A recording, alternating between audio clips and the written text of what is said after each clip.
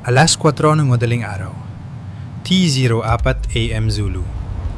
Ang Russian frigate na Admiral Grigorovich ay binabaybay ang nagyayelong dagat sa East Greenland sa bilis na 28 knots. Nag-iiska ng barko para sa mga American submarines. Ngunit ang banta ay wala sa ilalim ng tubig. Dalawang Ukrainian Magura V-Lima drone ang nakalock na sa wake o bakas ng frigate. Iniisip ng Russian crew na ligtas sila sa bakuran ng NATO. Ngunit malalaman nila na ang Ukrainian vengeance ay may infinite range. Ang strike na ito ay nagsisilbing resibo. Eksaktong 48 oras ang nakalipas. Diretsahang sinabi ni Zelensky ang babala. Ang inyong mga barko ay pwedeng lumubog sa Greenland gaya ng nangyari sa Crimea. Tinawag itong bluff ng Moscow.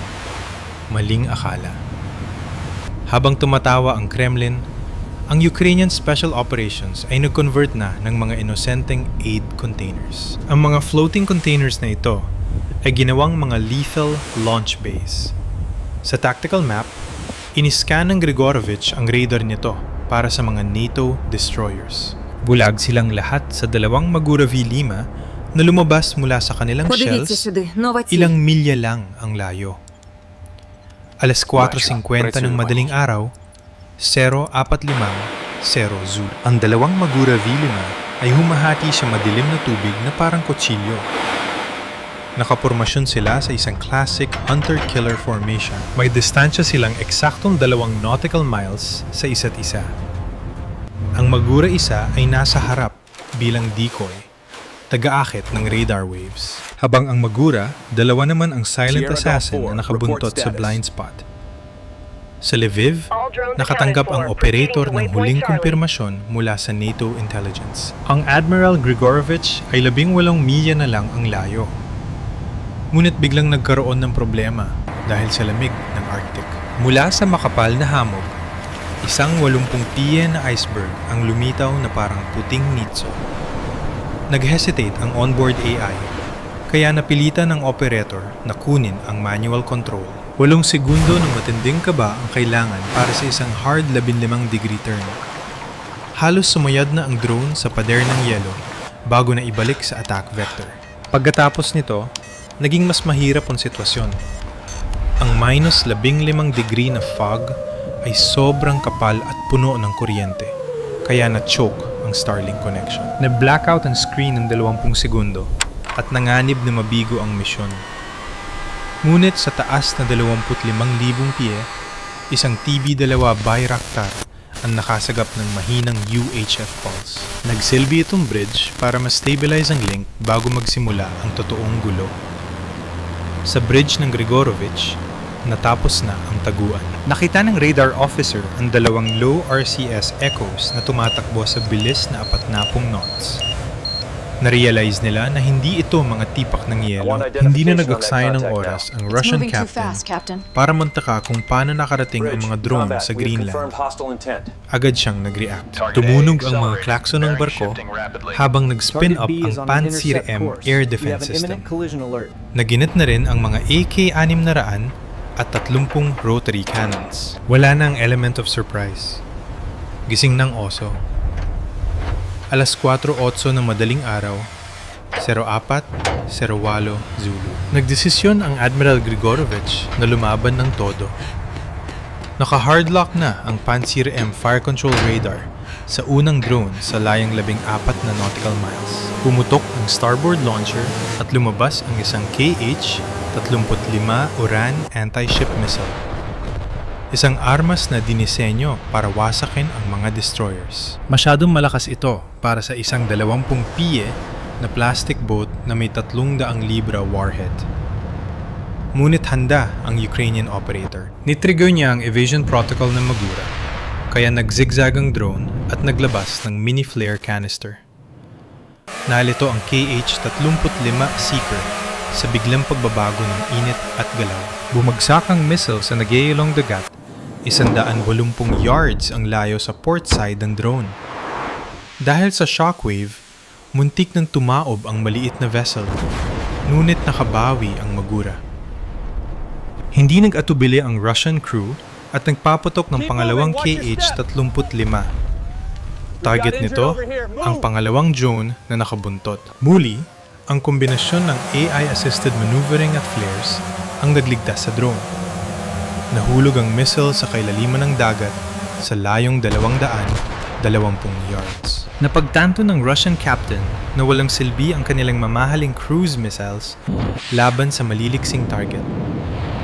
Nag-utos siya ng hard turn para iharap ang gilid ng barko. Dito na pumasok ang totoong problema, ang mga AK-600 at 30 rotary cannons.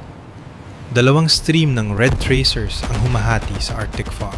Naging parang kumukulong puting tubig ang paligid ng unang magura. Napakabilis at tumpak ng putok ng mga kanyon. Ang mga 30mm shells ay bumabaon sa tubig 6 na talampakan lang mula sa drone.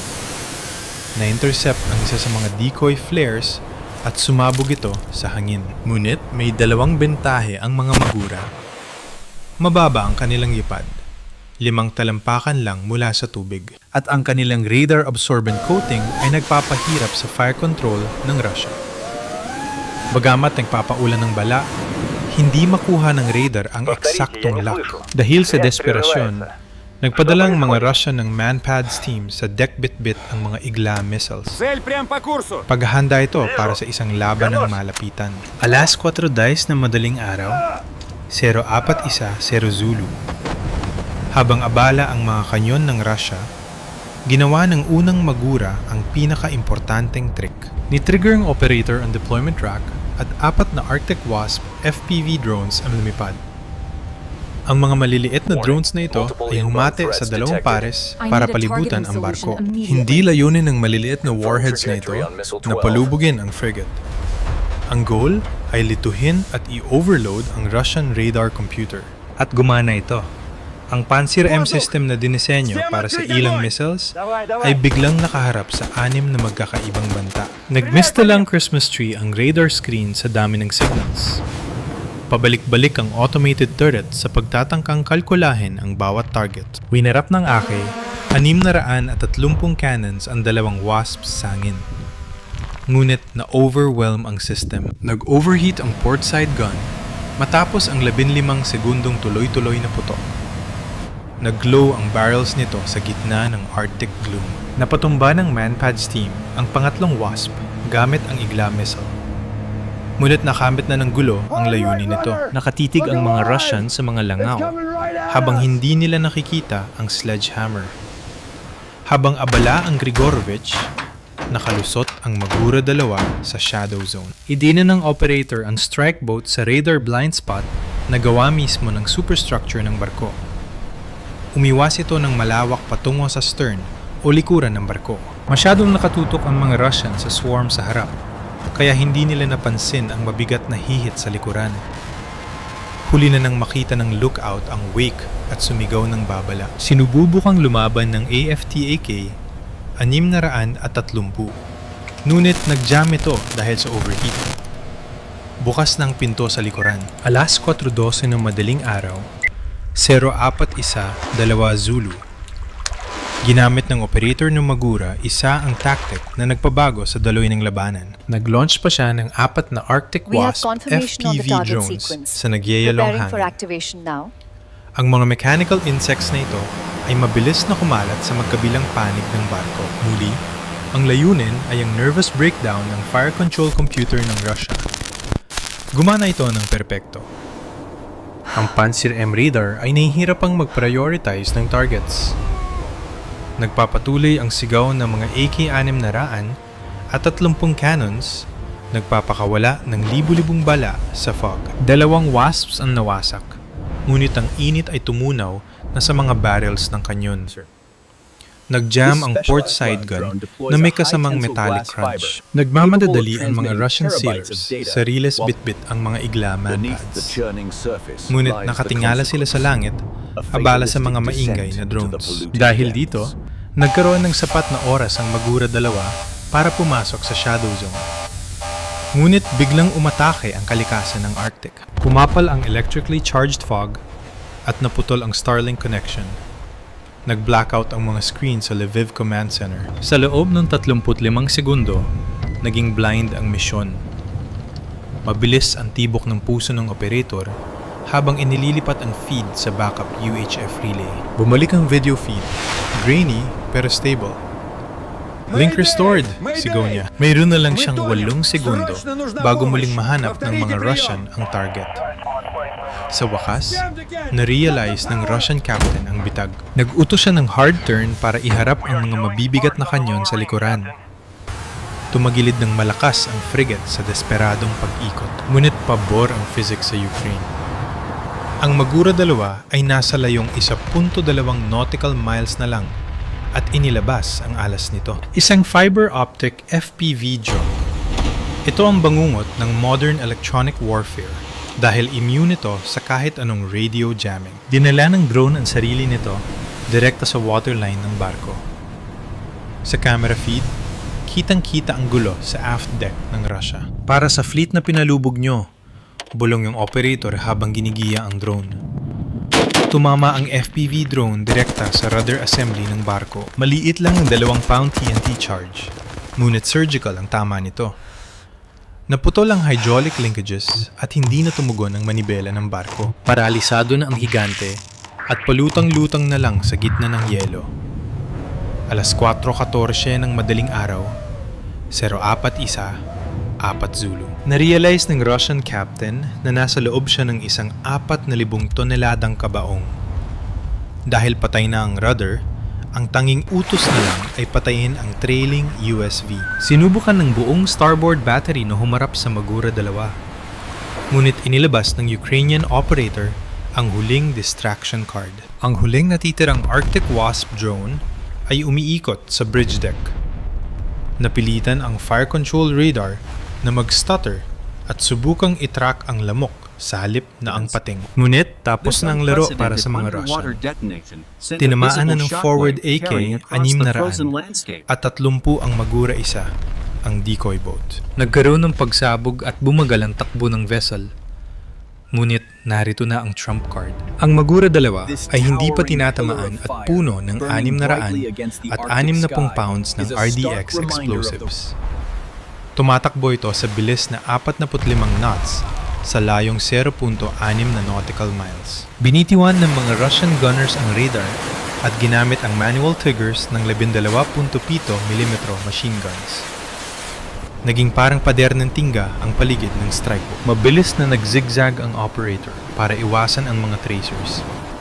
Wala nang nakaharang sa pagitan ng drone at ng Russian hull, kundi ang dagat at ang takot na crew. Alas 4:15 ng madaling araw, 04:15 Zulu. Naging tunnel vision na ang video feed mula sa Magura 2. Bumaba ang distance counter. 400 yards, 2 kagatos ka yards. Kitang-kita sa camera ang horror sa mukha ng mga Russian sailors. Sa intercepted radio frequency, naririnig ang huling desperadong utos mula sa bridge. Ram inbound! Brace for impact! Ang operator sa Lviv ay nakapokus na sa target. Nakikita niya sa barkong ito ang lahat ng ginawa ng Russia sa kanyang bayan. 5 segundo na lang. Nagpaputok pa ang Pantsir M ng huling 30mm shells, ngunit hindi nito napigilan ang moment. 3 segundo. Sobrang lapit na ng Magura, kaya mababasa na ang hull number sa stern. Pinatatag ng operator ang kontrol para tamaan ang bahagi sa ilalim ng waterline. Naputol ang video feed, ngunit nagsimula na ang epekto ng physics.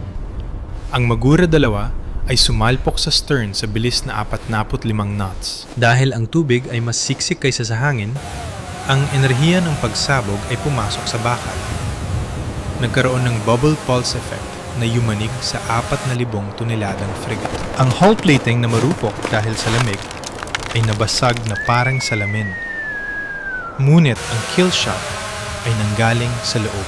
Ang shockwave ay umabot sa keel at pinasabog ang sariling magazine ng barko.